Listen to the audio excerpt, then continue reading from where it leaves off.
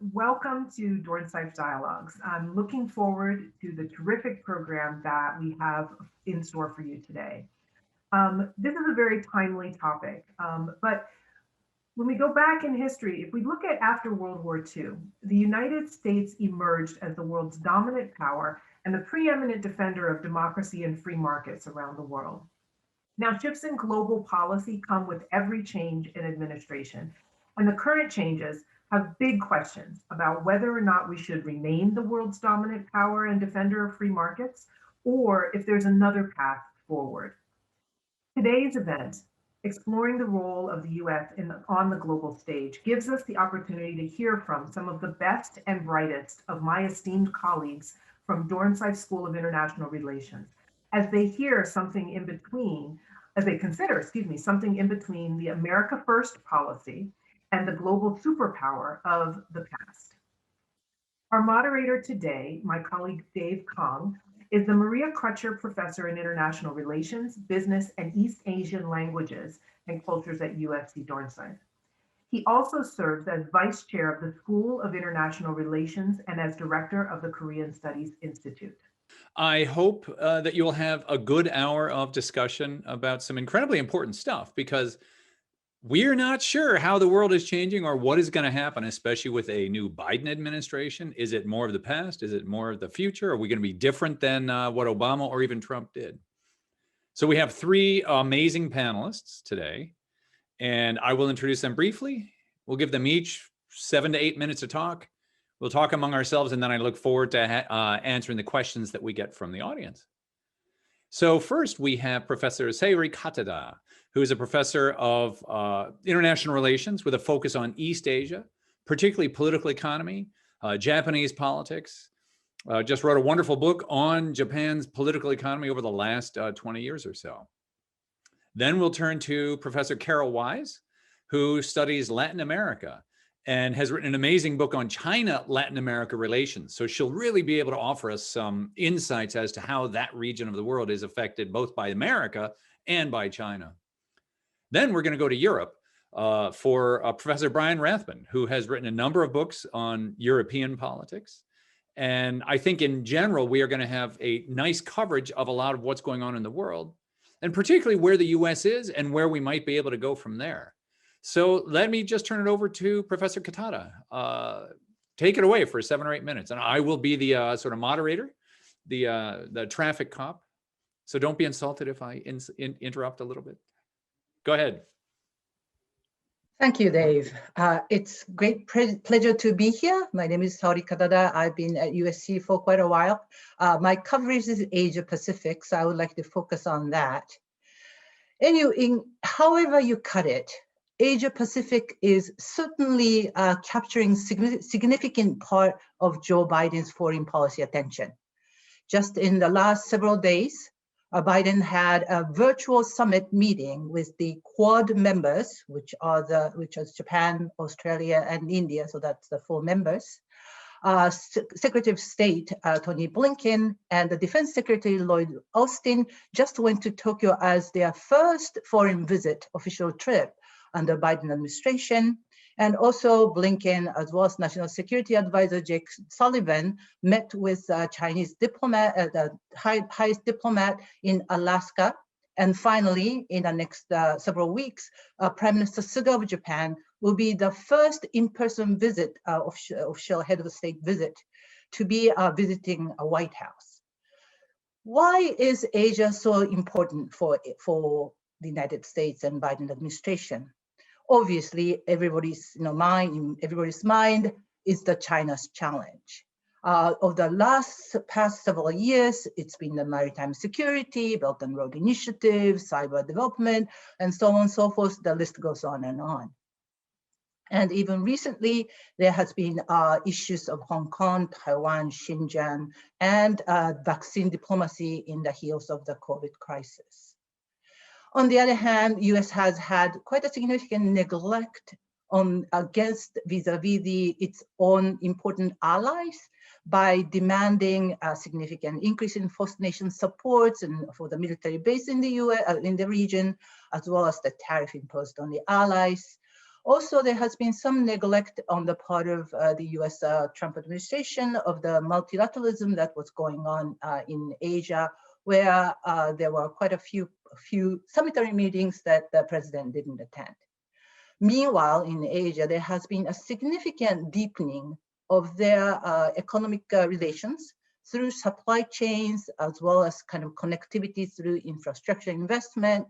And in the last few years, 2 mega free trade agreement, CPTPP, so that's the Comprehensive Progressive Agreement of the Trans-Pacific Partnership, and RCEP, Regional Comprehensive Economic Partnership.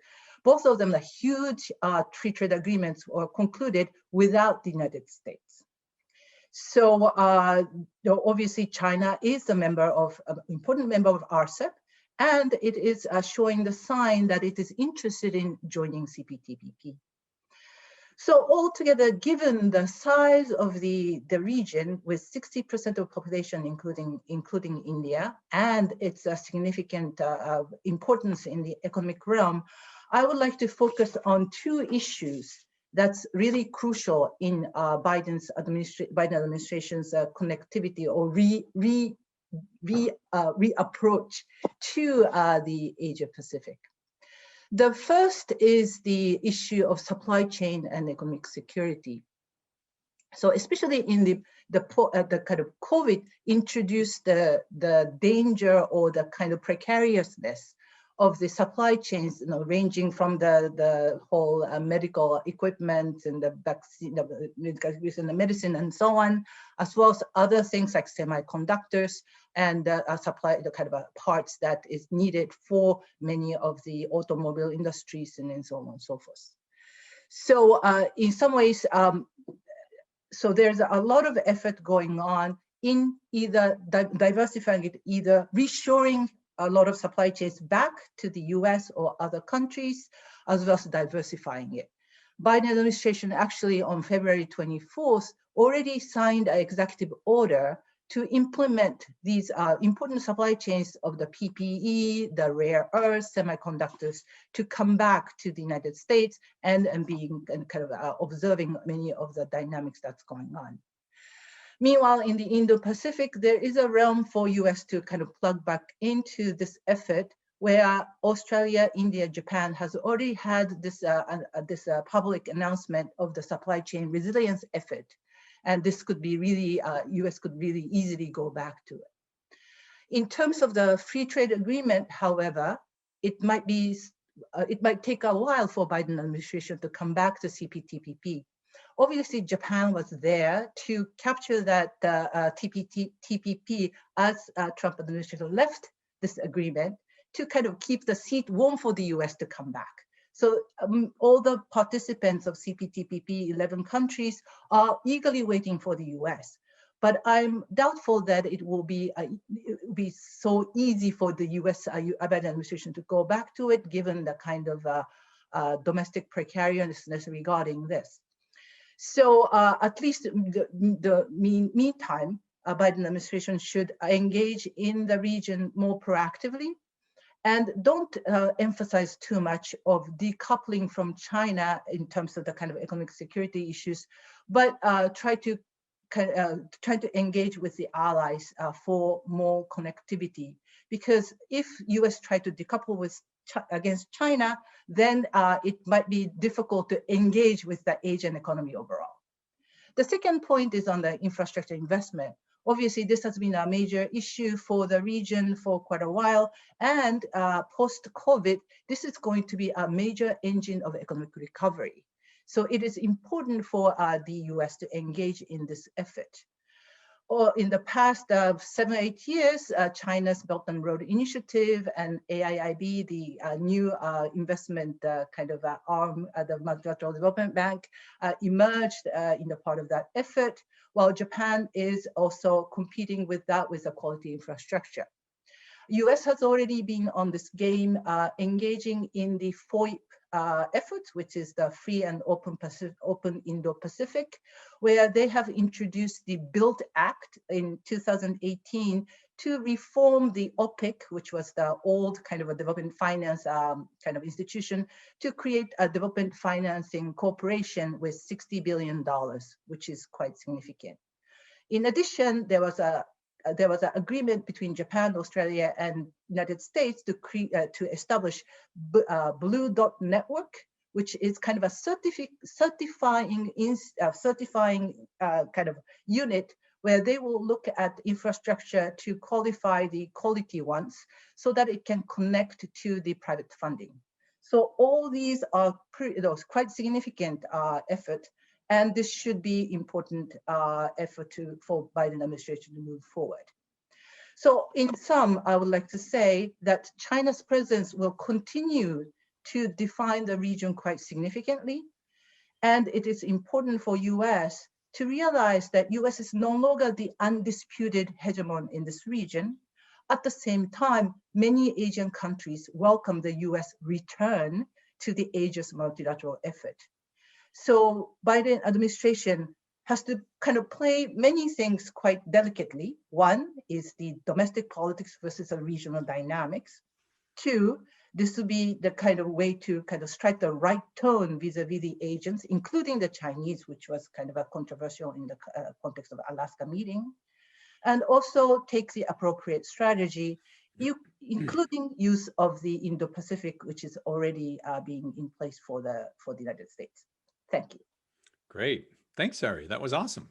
Let's go to Professor Wise to talk about Latin America. Give us some insights there on what the U.S. is, where we are, and where we're going. I too am delighted to be here.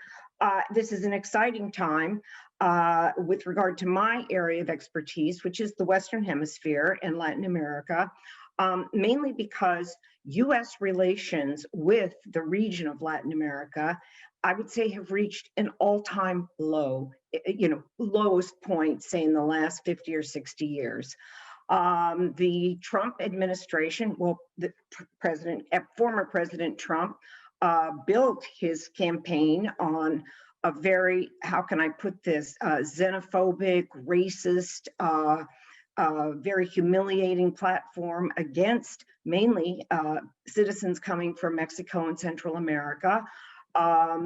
It was a winner, unfortunately, and he carried this through to his administration. Probably the biggest, well, we've got a lot of legacies from the Trump administration, but one is the attempt to build the big wall along the border. But the worst one, of course, are these detention centers along the border. This is a new thing. We have never gone this far, separating families and parents from children, all right?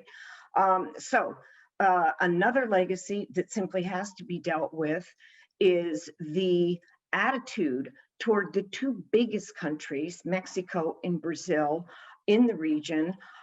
Political cycles are such that two wannabe Trump candidates were elected, and we have seen, together with Brazil, 200 million more or less, Mexico 135 million, the US together with the population of the three countries is almost 500 million people.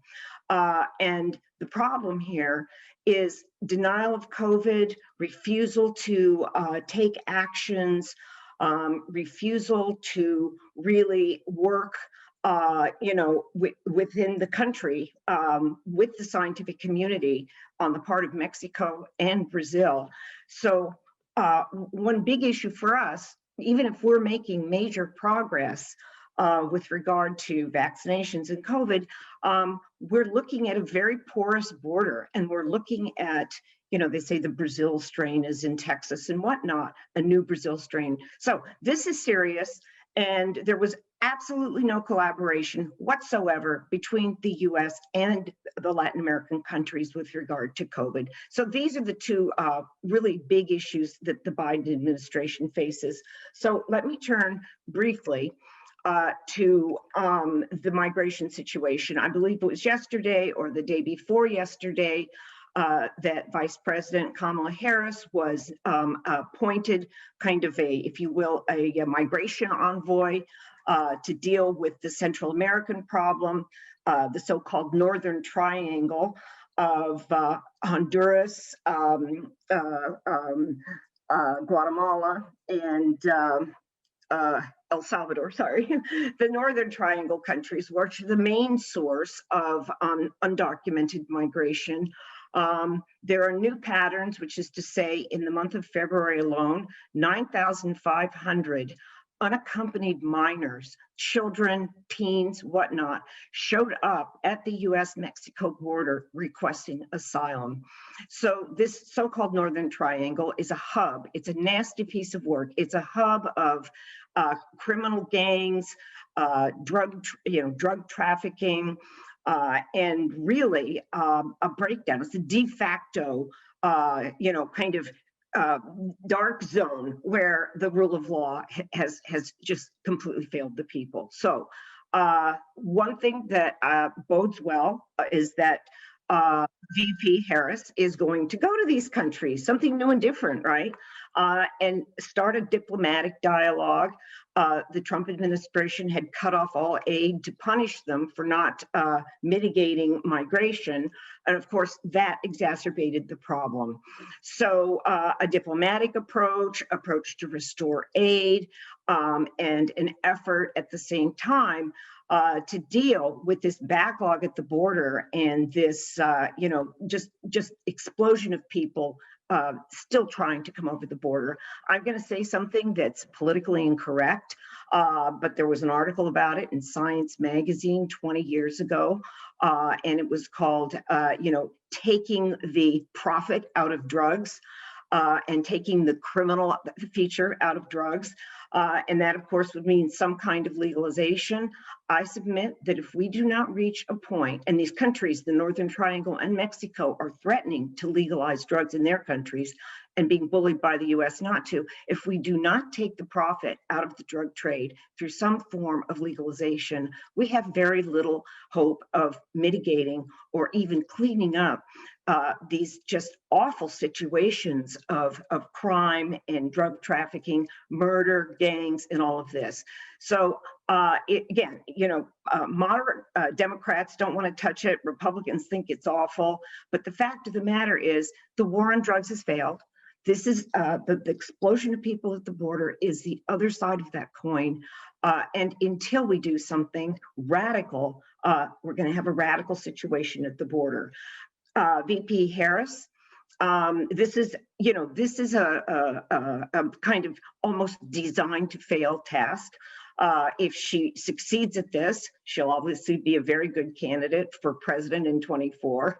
And if she fails, she'll probably have a one-way ticket back to California in 24. So, it's high stakes, but he's a woman of color, which, and with a different kind of policy and dialogue. So this is a huge thing. A second thing is it is subtle. It is not entirely clear. But the fact is that there will be an explosion. I mean, the mother of all debt crises, an explosion of debt once we get past the pandemic. Countries are printing money in the region. That's what they call quantitative easing, right? You're seeing hyperinflation in some countries. Including Brazil. But it's interesting. Brazil has a fiscal stimulus for COVID, but it has no COVID strategy. The Mexican president, López Obrador, refuses to do a stimulus, insists this is the common flu, that people will get past it. And Mexico's looking at a minus 3% rate of income per capita over the next 5 years. The stakes are very high. So I would say that there was no recognition of a debt explosion coming down the line. Treasury Secretary Janet Yellen, Jerome Powell of the Federal Reserve Bank chair have been working closely with the International Monetary Fund, who has been very, very proactive. They've given out $285 billion across the world for COVID relief. And they're upping the amount now. The G7 is working on this, the G20. So already the Trump people are engaging in a vital, recapitalization of the fund to give more funds for COVID. The last thing I want to say, and this jives with Professor Katada's comments about US-China relations, the Trump administration succeeded in bringing the China issue in the Western Hemisphere to the forefront as a major security threat. As Professor Kang said, I just wrote a book on this, and just to put the numbers, in order, let me say, the U.S. is the indisputable hegemon in this region.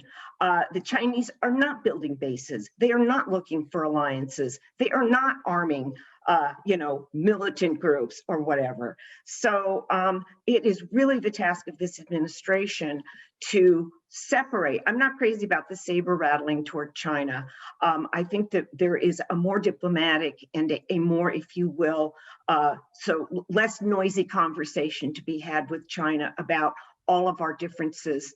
But I really insist that the Western Hemisphere situation has already been costly. Under Trump, we lost, the so-called Japan-US, or the Taiwan-US alliance, lost Panama, El Salvador, and the Dominican Republic. They dropped their recognition of Taiwan, and they went with recognizing the one China policy. The Panamanians got a lot of funds through Belt and Road to revamp the Panama Canal, which the US refused to help with. So there are issues on the table, but there's room for both the US and China in the region. And to take a kind of debt trap and Belt and Road is road to nowhere, to quote Mike Pence. This is really counterproductive. They haven't gotten to this yet, but when they get to it, this has got to be another thing handled much more diplomatically and much more tactfully. Thank you. Great, Professor Wise. Really interesting, especially with the discussion of trying to put China in perspective in Latin America as opposed to simply hyping it up. We're now going to go to Europe and have Professor Brian Rathbun talk to us about Europe.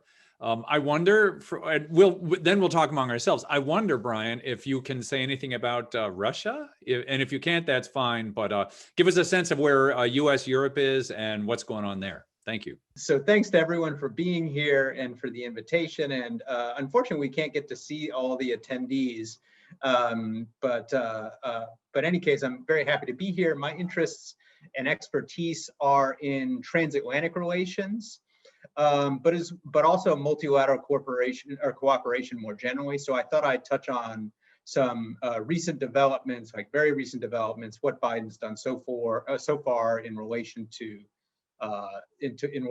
transatlantic dynamics.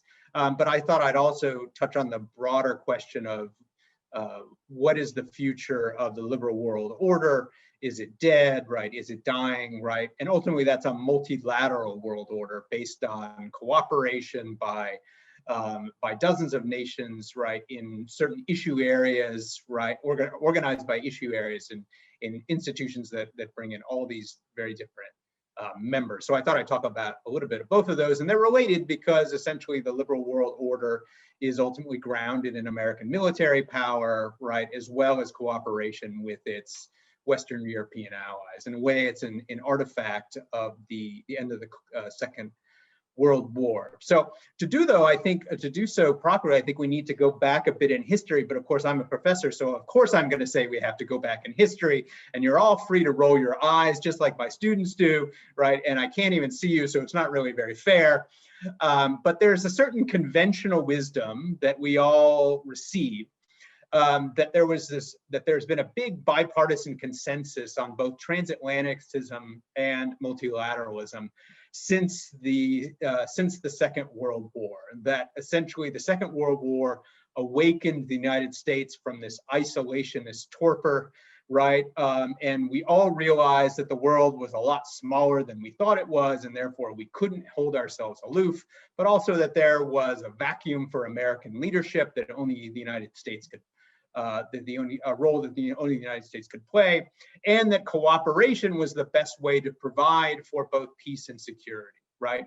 In security, we get that results, of course, in the creation of the United Nations, which is largely stillborn, and therefore the attention shifts really to NATO.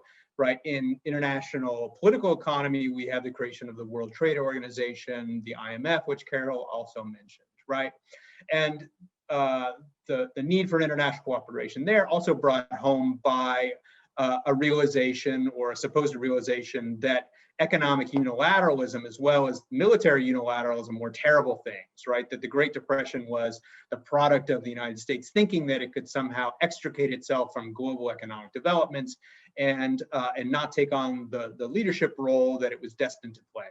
So I'm skeptical of this conventional wisdom. I'm part of a kind of revisionist school on the origins of the liberal world order, and I would include NATO as part of that. And I think that this story is something of a myth, and actually that multilateralists and transatlanticists tell us to solidify those very two tendencies in post-war foreign policy, right? So World War II didn't end the clash between foreign policy unilateralists and multilateralists, but rather that debate was largely concealed by very clever politics on the part of post-war democratic administrations, most notably the Truman administration, to actively court Republicans and other conservatives, really conservative Democrats, in the design and creation of the United Nations and the North Atlantic Treaty Organization. That is to take into account their objections before these things became public, before their treaties went for ratification, et cetera. And when we look back at this and recognize that this politics was going on behind the scenes, what we begin to see is we see a lot of really things we now consider Trumpian, right? And for instance, we see concerns about Europe paying its fair share in the creation of NATO, that there's long-standing conservative reservations about multilateral defense cooperation. So I dug up this quote from Arthur Vandenberg. He was one of the Republicans that was brought into discussions about the creation both of the United Nations and NATO before these things reached the American public and reached the Senate floor. And they said, Art, we were talking about the creation of this organization, and this is what we have in mind. And this is the quote: "The majority of the countries are going to take one or two lines of action, either fold their hands and let Uncle Sam carry them, or secondly, let them get a sense of false security, which might result in their taking so firm an attitude as to become provocative and give the impression of having a chip on their shoulder." Meaning, from the very beginning, Republicans have been worried that the Europeans are going to free ride on American defense spending. So this Trumpian fixation, which is shared by a lot of conservatives, of being taken advantage of by European freeloaders, is actually a very long tradition. And I actually think it's kind of the norm rather than the exception. So what happens is that the Cold War is the exception, right? That American conservatives seem to have made the calculation that it was basically in America's interest to just put up with the free riding, since it came with these certain advantages. And also, I think as the Cold War intensified and it really became an us-them struggle, conservatives are naturally inclined to think about loyalty to in-groups, et cetera, right? And so over time, the Europeans became a kind of part of us, right? An extension of us. But with the Cold War, that glue that holds us together starts to fade, right? And it takes a long time to actually realign. It didn't happen in 1990, right? It takes a long time, but eventually I think it was just a matter of time before someone really made a big deal about Europeans taking advantage of American largesse. But there's a difference, and I think this is the difference that poses the challenge to Biden today, which is that the parties are more homogenous and ideologically pure, as we know. Right? So that whereas in 1948, there were Texas Democrats who were more conservative than Northeastern Republicans, right? And so any concerns about multilateralism being taken advantage of by Europeans, et cetera, right? Those were also concerns of conservative Democrats. So ideological divisions didn't necessarily co-occur along partisan lines. That's not true today, right? The parties are much more aligned, right? And also, I think, and here, that Republicans were led back in this period that I'm talking about, where we get the birth of the bipartisan consensus or at least a bipartisan compromise. Republicans were led more by their heads than their hearts, right? They understood that NATO had a lot to offer the United States, most importantly, the ability to station forces in Europe so that we can project force around the world, right? And this is this thing that Trump always forgets or forgot, and the thing that Republicans forget, which is that we are not doing this for Europe's benefit solely, right? We get just as much out of this as they get. Most importantly, we get to put our forces all over Europe. And so this decision that Trump made, which thankfully Biden has rescinded, to put 12,000 of our forces, or to take 12,000 of our forces out of Germany, right? Was enormously self-defeating, and Biden has reversed that. And no other country on earth really has this capacity, this extensive network of alliances. And so, yes, that comes with certain obligations, but it also comes with tremendous prerogatives, right? What I think this means, though, is that multilateralism is going to be increasingly, and already is, a highly partisan and ideological issue in both of them. So I'd like to talk a little bit, therefore, on the European side. On the European side, they seem to recognize that this is going to be the new norm in American politics. Politicization and ideological conflict over the degree to which the United States in general cooperates with allies. And I think that they probably are thinking it's nice to have a return to normal under Biden, but they know that this could change. They know that the Electoral College is closely split, right? They're also smart enough to read American papers and know that, right, it very easily could tip towards a Republican administration next time. And so in this way, I think that even if Trump might be an outlier, someone who takes things to the extreme, I still think he might have a lasting impact. And the impact would essentially be that the Europeans will hedge. They'll never let their hearts get broken again, right? And then the question is what that is going to look like. Now, our lack of leadership in the last 4 years has created something of a vacuum. It appears that the French, particularly President Emmanuel Macron, he wants to fill that role. And this is a very long-standing French tendency. This is exactly what Charles de Gaulle did. And this is what I think center-right politicians in France oftentimes do, although it's also center-left as well, which is they take this stance that, well, the United States is unreliable. Europe needs to cooperate on its own. It needs to essentially be less reliant, more strategically autonomous. And Macron made a big splash last year by giving a speech to this effect, calling NATO brain dead, right? But even this, at the latest security conference in Munich, which is where all the transatlanticists go and talk about the future of the world order and the transatlantic relations, Macron did not really back down from that, even though Biden said, hey, basically, we're back. Actually, he didn't say that. He actually literally said that, we're back. And Macron was like, that's nice, but we're still want to do our own thing. So the big question becomes, can Macron actually create an autonomous European caucus, as it were, within the transatlantic alliance? Historically, the French have not been able to do this because of Britain. Right? But the action is not in NATO, the action is in the European Union. And what France wants to do is make the European Union a kind of alternative or supplement to NATO. And the historical break on that has been the British. But guess what? The British are not there, right? And so the big question becomes, what do the Germans want to do? And here I would have said in the past, well, there's no way that the Germans are going to let the French detach Europe in any way from the transatlantic relations. We are their giant security blanket, right? Even when they get frustrated with us, at the end of the day, they want us to be there.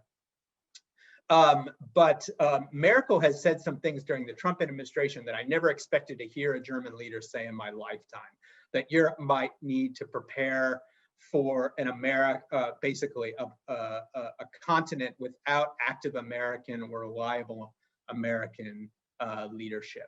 How am I doing on time, Dave? I think that's probably about it. Yes. Yeah, I was trying to think of a way to gently. No. So why don't I just leave that there, and I'm happy to talk about Russia when we open. Yeah, great. Well, I think that leaves us in a really good place to sort of go among ourselves, because you ended on this point about sort of free riding or hedging, and I wonder, right? Like in some ways, whether Professor Katada or even Professor Wise has thoughts about probably less in Latin America was their sort of free riding because there's not that much of a security concern. But certainly in East Asia, the question is, are countries free riding on the US, or is simply sometimes America making things worse? And one of the questions in the chat box was, we might be congratulating ourselves a little too much, and sometimes the forward American presence might actually be ginning up tensions instead of reducing them. So I wonder, Saori, what do you think? Or if any of you have something you want to say about sort of free riding versus hedging, and is the U.S. really as reassuring as it appears, or does it sometimes make things worse? Hey, so thank you, and it's great to hear all my colleagues discuss this. Is really very interesting. In terms of military presence in East Asia, that's not kind of my research, but my understanding is that, especially from the Japanese perspective, it was clearly free riding during the Cold War. That's where the Yoshida Doctrine come from, where U.S. and Japan kind of minimum military kind of preparedness, while U.S. is taking care of it, while Japan can really focus on their economic growth. Now that day is gone, I've been talking to many of the Japanese policymakers, and they said, no, now Japan is fully willing to pitch in. Obviously there is a domestic politics that is kind of putting it a bit more difficult, but I think at least from the Japanese perspective, it's very clear that the day of that is over. At the same time, that kind of, in terms of the military kind of presence, Japan's alliance with the U.S. is hedging, right, in many ways, because the presence of China, and this will continue to be strong. Meanwhile, with the changes in the law in Japan and all that, Japan's kind of pitching in more of the need. So that's for sure. I think Dave has the more to say about Korea, so that I will leave that to him. Well, let's go on to Carol. Do you have any thoughts on this in Latin America? And I can always throw in some thoughts later, but do you have anything to add about sort of the? No, not on this. I mean, Latin America is way out, way out off the screen with regard to this. If I could just respond to one thing, there is also something in the Q&A about the perhaps the need for a Marshall Plan in this messy northern triangle that I mentioned, Guatemala, El Salvador, Honduras, which is just, really a focal point of drug production, drug transshipment, and whatnot. And yes, absolutely, that would be, one way to approach this, although there is no political will to approach this. My colleagues, especially Professor Rathbun, is speaking about a period, say, between the 30 years between the end of the beginning of World War I, the end of World War II. Those were iconic moments of fascism, Great Depression. Really, are we going to go, liberal, capitalist, democratic, or are we just going to go, down the tubes? So the Marshall Plan, and I think you must correct me, Brian, I think the Marshall Plan was $30 billion. Which now is probably like a month of interest on our national debt. So yes, it would be one solution, although it's been tried, something called Plan Pueblo, running through Mexico and into these countries. But I really insist that if you don't do something about the drug situation, the trade, the profits and whatnot, you're not going to get anywhere. Let me make one anecdote. When Hillary Clinton was Secretary of State, she went to Mexico in early 2009, and she met with the Congress, she met with all of the leaders, and she made a public statement acknowledging that the problem, the drug trade, is largely a U.S.-driven problem by demand in the United States. And she got back to Washington and was tarred and feathered by both houses of Congress. And how could you do this? How could you betray us? And it was the first time a politician in the US had really spoken the truth. And that's where it got her. And it's been stalled since then. There are so many solutions to this situation, but no political will to try them. Great for having a strong point of view there. Brian, do you want to add anything? Just that you can hear me, right? I'm not on mute. I just went, the Marshall Plan, actually, it was a small amount of money, but it was actually enormous. It was quite a large share of the American budget. But the American budget was super tiny back then. This is before we have massive increase in federal programs. So, but I would hold my breath about spending a lot of money on foreign countries, right? This is just, so one of the elements that we find in terms of the partisanship of American foreign policy is this multilateral, unilateral divide. That's the strongest one, and one of the biggest ones is foreign aid, right? That's like, there are enormously different views in the American public about whether or not we should be spending any money on anybody else, right? And whether or not that's cutting your nose off to spite your face, which is I think what Carol and I would probably think, right? It doesn't matter. It's not an argument that resonates, especially today. You know, one of the interesting things, and there was a couple of questions about Southeast Asia that we'll try and get to in the Philippines, but one of the interesting things is there any appetite for staying engaged diplomatically, but pulling back militarily from our involvements? We had a question about whether we have a Middle East expert, and we're just really sorry we weren't able to get Professor Brand here. And none of us really feel comfortable talking about the Middle East. So we apologize for that. We'll try and talk about everything else. But in general, I wonder if there is any appetite for saying we have such tremendously, in some ways, overstretched military commitments. Would we bring them back? Anyone? I think I was just a session with Kurt Campbell yesterday. I participated one. And one of the things that American Biden institution and Biden administration and kind of they feel is that they are doing fine using kind of a security arm of the U.S. presence in the region, while it's difficult to engage economically, partly because of some of the fiscal problems, the politics, and so on. So in some ways, I think it's much easier, and it's already kind of tap into the existing presence that U.S. has militarily, and without going to the without having really to stretch their kind of economic commitment. So that's how I see it. So in some ways, that alliance is really a key for the U.S. continued presence in the region, in East Asia. I would just say, let me just mention something that I found really interesting in teaching over the last couple of years, which, and here I'm just thinking about just well, a couple of things. What's going on and the shifts that are going on in just the kind of the median voter of the United States. Let's just say the average person, right? But also shifts that are occurring both on the left and the right. It really does feel like that an appetite for an American military footprint of the kind that we had height of the Cold War, also post 9/11, is disappearing, right? So even Biden's key national security advisor, right, Jake Sullivan, wrote a piece that garnered a lot of attention and actually probably propelled him, I would say, as a thinker. Gave him a reputation as kind of an intellectual, someone who was really thinking big picture about American foreign policy.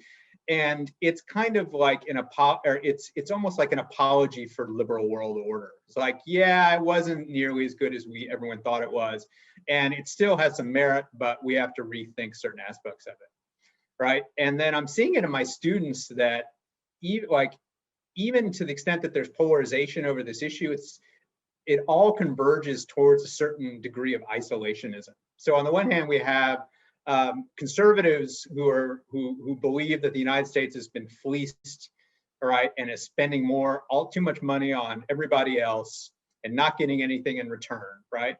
But on the left, we find a lot of dissatisfaction in the liberal world order. And I saw a comment in the from the audience, right, akin to this, right, that the United States doesn't necessarily, its world order presence, or I should say its global military footprint, is not necessarily something we should celebrate, right?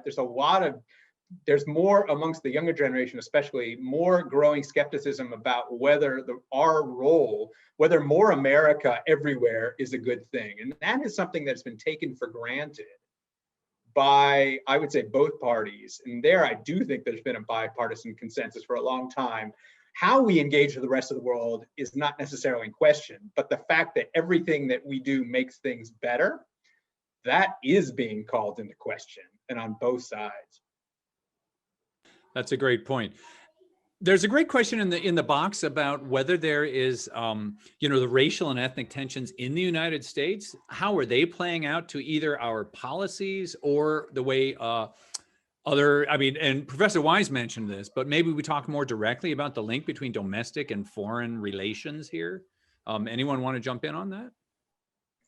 There are some comments, regarding the, anti-Asian racism that, kind of anti-China attitude in the US, particularly after the COVID, basically talking, calling it is the China virus and so on, really is, kind of an implicit thing that we don't talk about much, but probably that's, really important.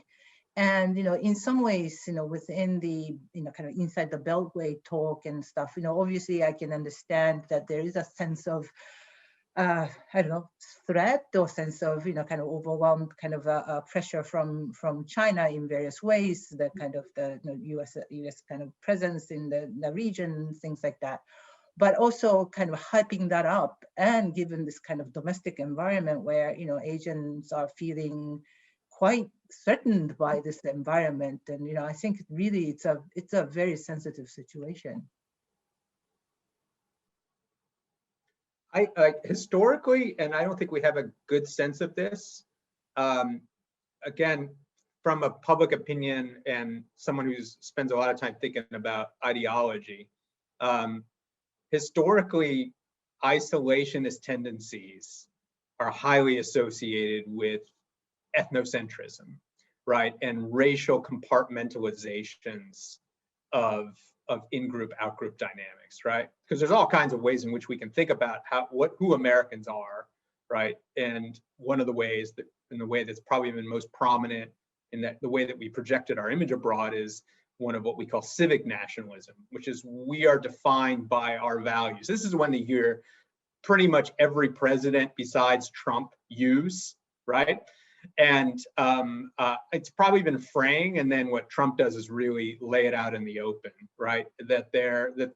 And therefore it's not surprising to me, even though I don't think we quite understand what the roots of isolationism are, this idea that like, we're gonna take our sandbox, or we're gonna take our toys and leave the sandbox because you're not playing nice, right? But for whatever reason that's associated with, in people's minds, right, with, or at least it's a point of view that's more strongly articulated by those who really separate the world into in and out groups based on color, skin color, which is crazy. And we don't necessarily know why, but it is observable. Let me just add to this. I will say that the racialization of US Latin American relations during the 2016 presidential campaign and during the Trump administration has set the US Latin American relationship back profoundly. I'm in the region all the time, pre-COVID, obviously, and the graffiti like Yankee go home, afuera los Estados Unidos, like get out. The anti-US sentiments are really, really palpable. Now, what puzzled me is that in some states where President Trump actually won, I believe Florida and maybe Texas, a bulk of that vote came from Latinx and even African American males. And I just don't get it. I really don't get it, because the attitude, the former president refused to chastise white supremacists at the Charlottesville, uprising. And, this is something that I think is a super good topic for study. We've just launched this new race and ethnic politics what we call theme in our department. I think this is really interesting. Like, why would these people vote for somebody who's been so derogatory and actually racist toward them? No, I mean, there's a lot that's going on with domestic politics as well in terms of our foreign policy. You know, one of the questions that, you know, we've got about 8 minutes or so, but one of the questions that has sort of come up is, which hasn't come up yet, is technology in a lot of ways, and Huawei or Google or whatever else. And do people have any thoughts about America's either role or leadership or the, you know, the relative weight of these things? I can say it's getting increasingly important, and now it's about the security issue, right? It's an economic security issue, whether or not US can capture the dominance in 5G, and cybersecurity is directly connected. You know, that will continue to be an important area. That, and also I think it's clear that, you know, Biden administration is aware of that. You know, semiconductor is one of the main part of what he's focusing on, the supply chains. So I think this will continue. Well, additional thing, you know, is kind of I'm trying to kind of understand this. It's really complicated, but you know, all the digital, the currency is also going to probably challenge the US dollar dominance. And you know, that's probably the last of the significant prominence that US has around the world, which is the US dollar. And now China is introducing this digital currency.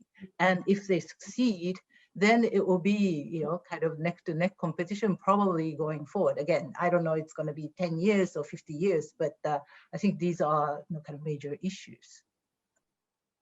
I can't really speak to these political economy considerations of things like Huawei and things like that, and things like in the debates that are in the struggles U.S. and China about fair access to American firms and technology sharing and all that. But I do think that it's had a fundamental impact in general on on the appetite both of the American public and both Democrats and Republican elites on trade, right? Which is another.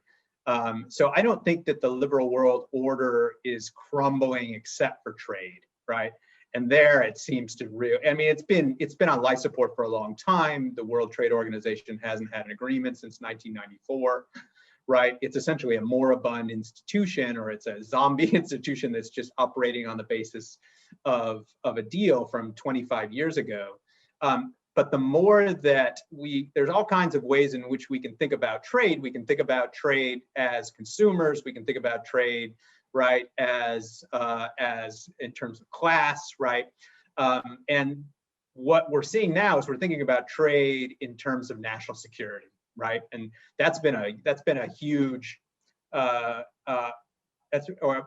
national security, but also in terms of our country is being unfairly treated by this country, which is to say, we're not saying our exporters are being fairly treated. It's like us as a country. So we're nationalizing the frame by which we understand trade, right? And that I think inevitably results in protectionism, right? Historically.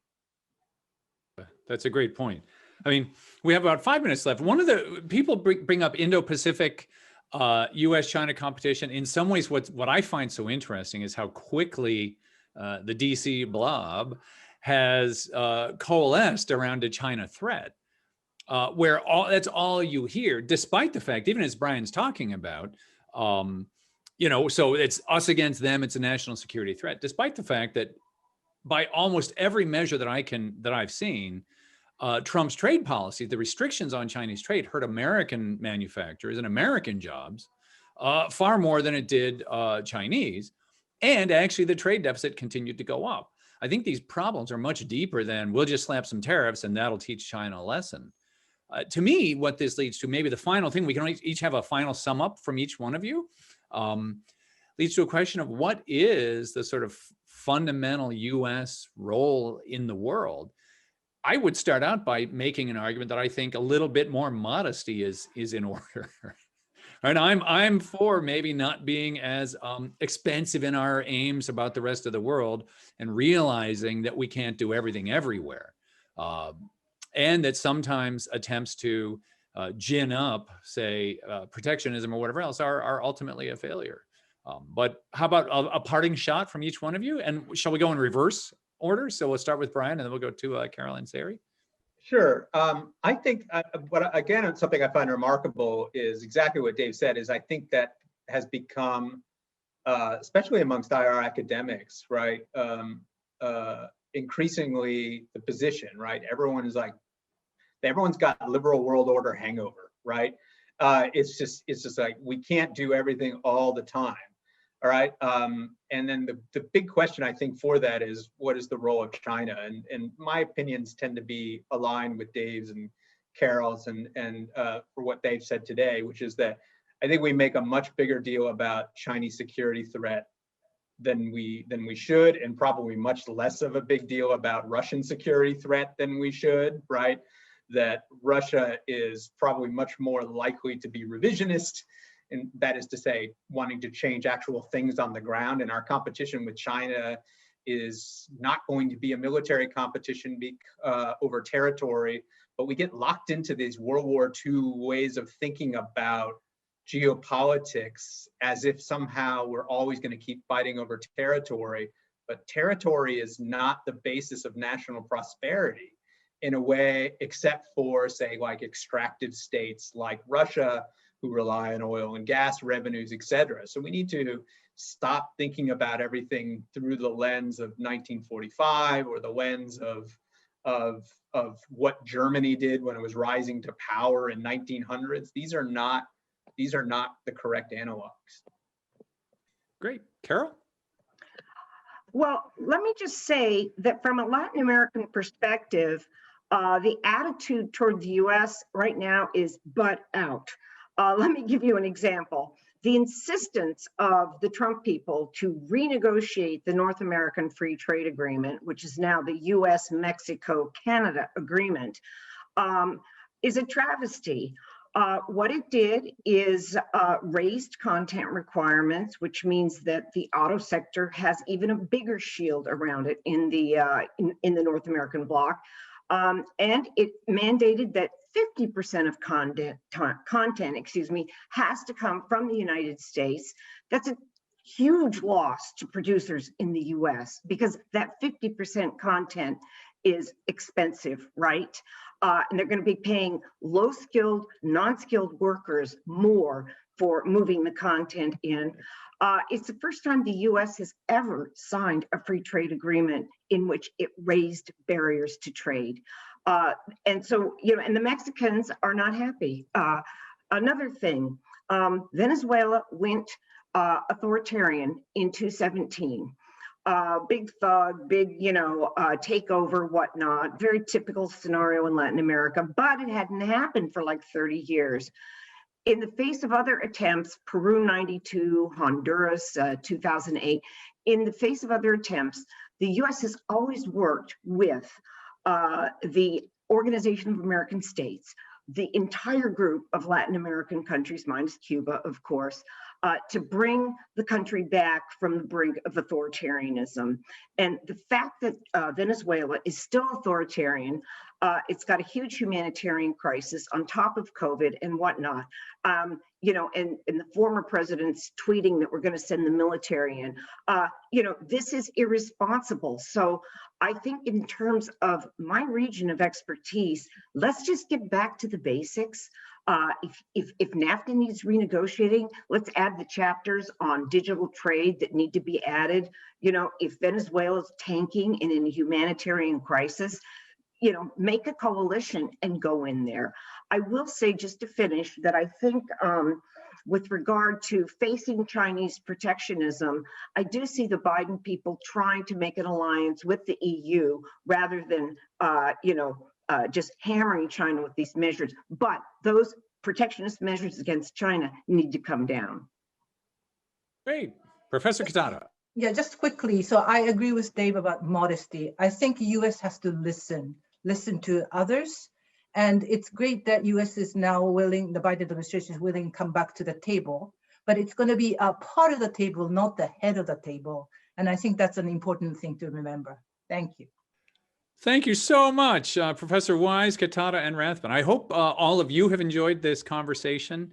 Come back for the next one with Professor Nguyen, and thank you very much. All right, we'll see you all later. Bye.